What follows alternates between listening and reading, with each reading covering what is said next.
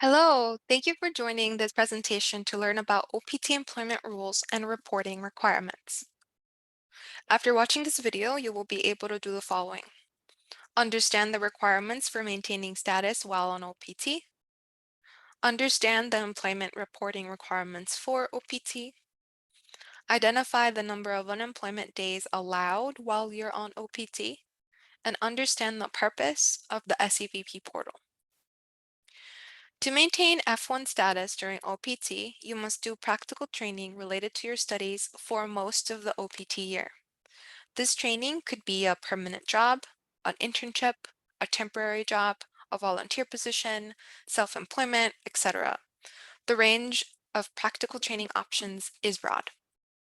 Immigration rules use the word employment. The immigration rules also say OPT activity can be unpaid. Remember this when we say job or employment when discussing OPT. Unpaid activity counts as OPT employment. You must work at least 20 hours per week. You can have multiple jobs as long as they all relate to your studies. There is no maximum limit of work hours. You cannot exceed 90 days of unemployment during the OPT year. You must report address changes and OPT updates. OPT authorizes employment related to your major area of study. It is your responsibility to evaluate how a job relates to your degree. ISS advisors cannot make this assessment. You can ask yourself, what skills did you learn that are unique to your degree? Did the job offer require your particular degree? Are there job responsibilities using your degree skills? If you have more questions about the potential risk of a job not sufficiently matching your area of study, we encourage you to consult an immigration attorney. Attorneys will have more experience knowing how OPT history may or may not affect eligibility for future immigration benefits. You cannot exceed 90 days of unemployment during your OPT year. The unemployment days start counting on the start date printed on your EAD card unless you start a job that day. You must report your OPT activity to stop the unemployment clock counting in SEVIS. The 90-day limit is cumulative. This means if you start and then stop a job, unemployment days will resume counting when you stop that job.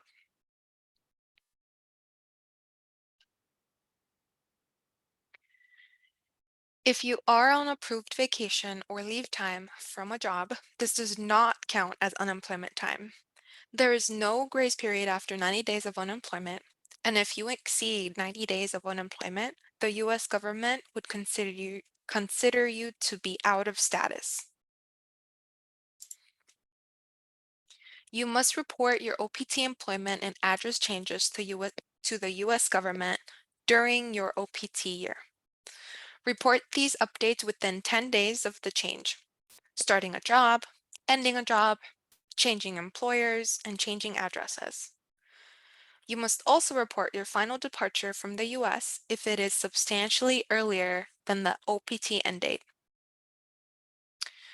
Even if you miss the 10-day reporting deadline, still report your update. It's better to report late than not at all.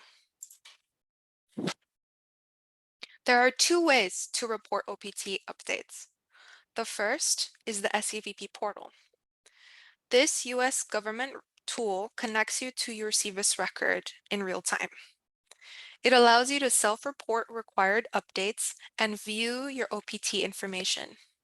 You should receive an OPT SCVP Portal invitation email 1 to 2 business days after your OPT approved start date, not earlier. Sometimes the SCVP Portal email does not function correctly. This is a known issue, don't worry.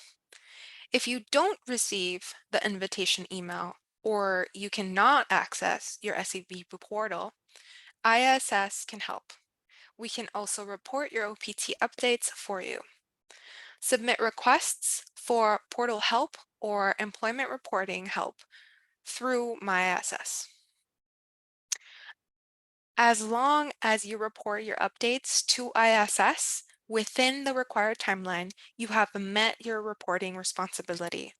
ISS processing is up to 3 weeks, but that's okay. Thank you for watching the video about OPT approval. Next, please review travel and OPT.